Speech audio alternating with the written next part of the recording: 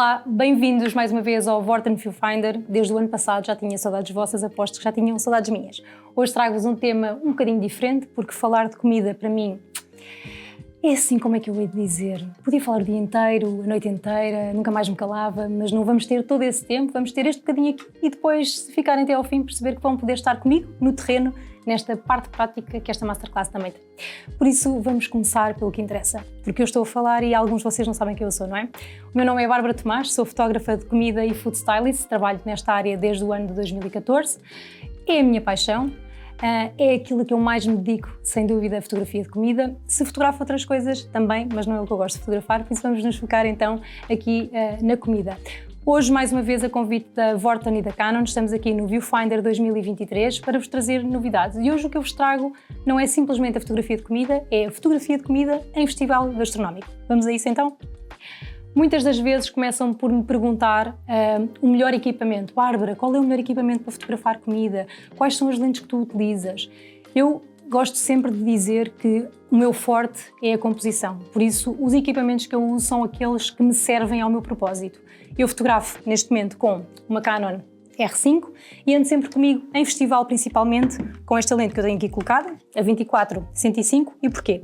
É uma lente com um zoom incrível, porque consegue dar a sensação de perto, de macro e também de longe, ou seja, conseguem captar uma cena grande como um pormenor, um detalhe de alguém a cortar um peixe, a cortar uma carne, a fazer um pratamento, a fazer uma finalização, isso é o que me interessa. Para outro tipo de detalhes, uso também uma 50-1.4. Para quê?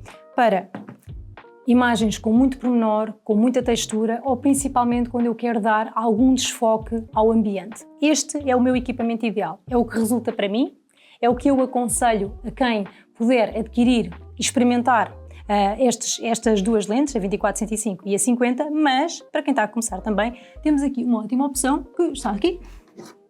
A R50 é uma ótima aposta também. Perguntam-me muitas vezes, Bárbara, qual é a máquina que tu recomendarias para começar? Estou a dar os primeiros passos em fotografia de comida. Esta é a vossa resposta. Experimentem, passem pela Vorten, vão ficar super surpreendidos com ela, por isso é uma boa recomendação da minha parte, a R50, ou quem quiser investir um bocadinho mais, a R5 também. Passando a parte do equipamento, que não era propriamente esse o nosso foco aqui, porque só vocês têm toda a informação também na Canon e na Vorten, o que é que eu recomendo relativamente à fotografia de festival gastronómico? Acho sem dúvida que a minha maior preocupação, e ao longo dos anos, que fotografo alguns em Portugal, é ter um plano. Muitas das vezes eu digo ter um plano, ter um objetivo, pensar como é que vai ser o dia de fotografia de comida, isto são pontos que nós devemos ter em consideração.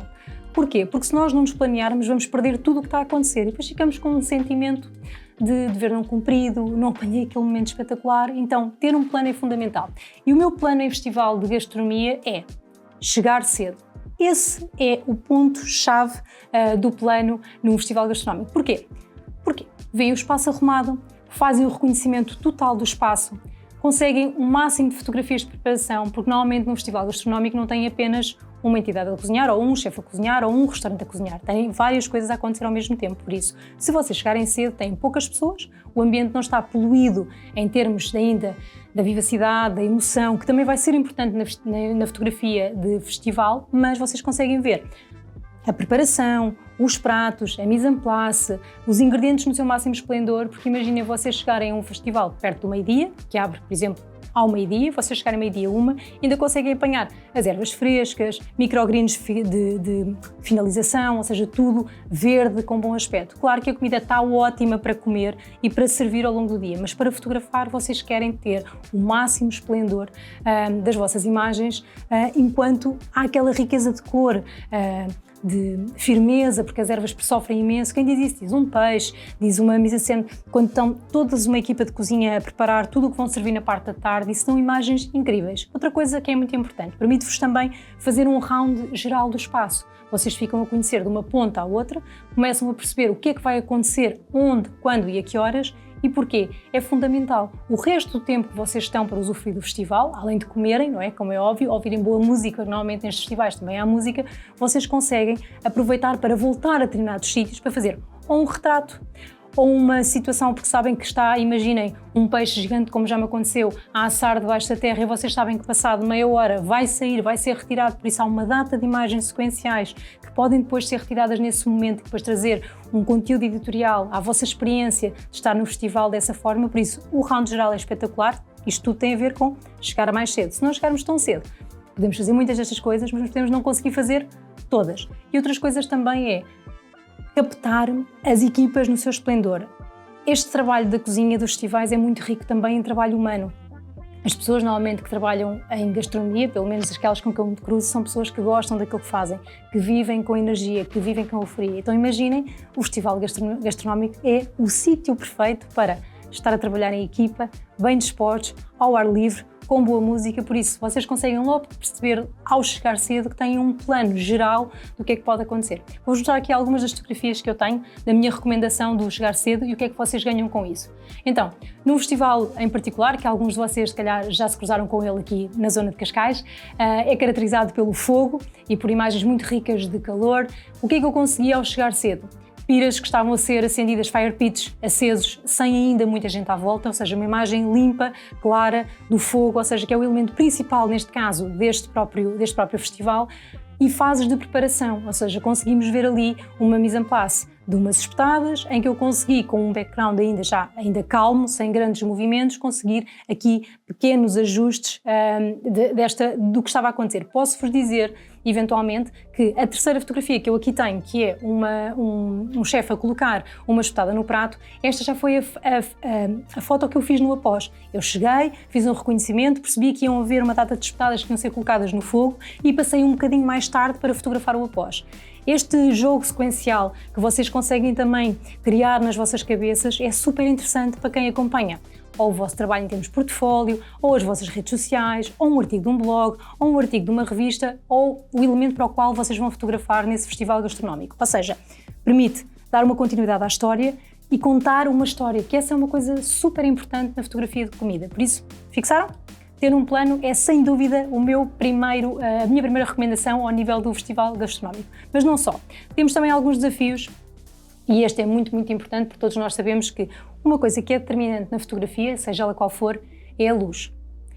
E o que eu gostava de dizer, sem dúvida, é que num festival gastronómico temos que abraçar a luz desse dia. Porque todos nós sabemos que se ela tem um papel preponderante em qualquer produção, imaginem a importância da luz num evento que é feito ao ar livre. Ou seja, nós temos que tirar o melhor partido dessa mesma luz. Também, voltando na recomendação anterior, o ter um plano, chegar mais cedo, fazer um round e perceber como é que o espaço está, também nos permite perceber onde é que há melhor luz, onde é que o entardecer vai ser melhor, onde é que eu capto melhores sombras. Isso é fundamental também para conseguirmos perceber como é que vamos ter as melhores imagens, porque se calhar ao meio-dia, a luz pode não ser a ideal, mas se calhar às 6 da tarde, com o pôr do sol, com as chamas a arder ou com os eventos musicais que estão a acontecer, com luzes pelo ar, as imagens que vocês vão captar são ainda mais enriquecedoras. Por isso é super importante também pensar como é que a luz vai funcionar.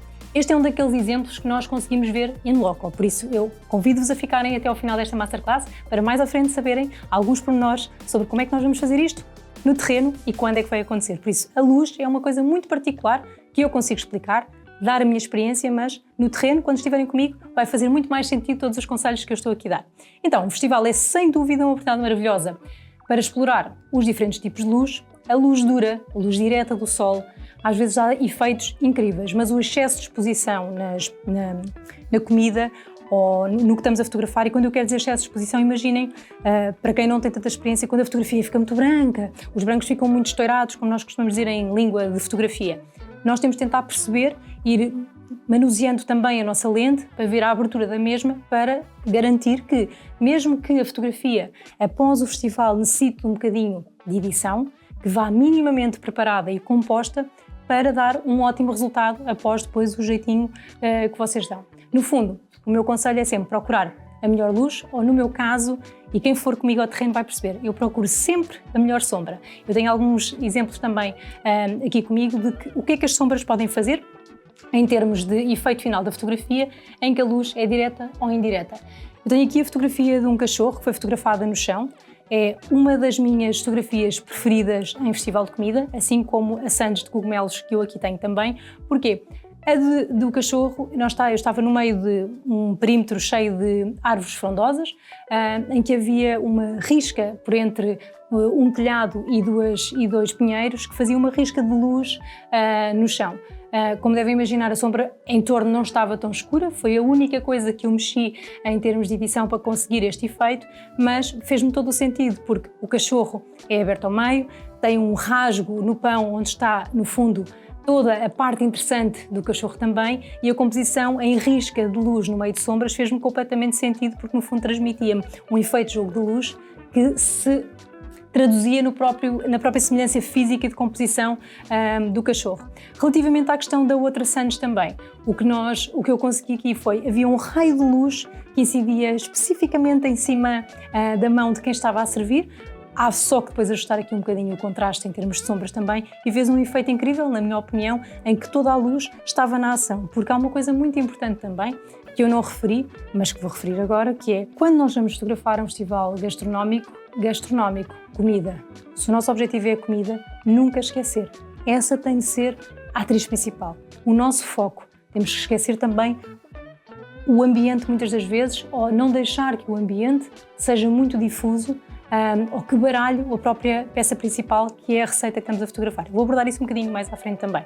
E por fim, tenho aqui uma fotografia de uma cantora portuguesa que estava a atuar nesse mesmo festival, e para falar em termos de luz dura. Eu tinha a luz muito forte do sol, da parte de trás da Carolina, e a Carolina serviu de filtro, ou seja, no fundo eu consegui manter aqui uma intensidade muito grande que me deu aquele efeito da luz nas costas dela, mas também sobre a cabeça das crianças que aqui estavam, que acabaram por ficar em desfoque. Todas as 3 fotografias que eu aqui tenho foram retiradas com esta lente, com a 24-105 e com a R5 já, porque eu já tinha R5, isto foram fotografias do ano passado. Por isso, no fundo, o conselho que eu dou é mesmo abraçarem a luz do dia no festival gastronómico. Pensar quais são as melhores zonas, se ainda não dominam luz muito intensa, resguardarem-se, zonas que possam servir de filtro, que tenham árvores, que tenham um toldo, zonas com sombra, serão mais fáceis para vocês conseguirem nitidez e controlar o resultado final da vossa fotografia do que atirarmos assim logo quando não dominamos a luz muito dura e depois chegar ao fim do dia e ter as fotografias completamente estouradas.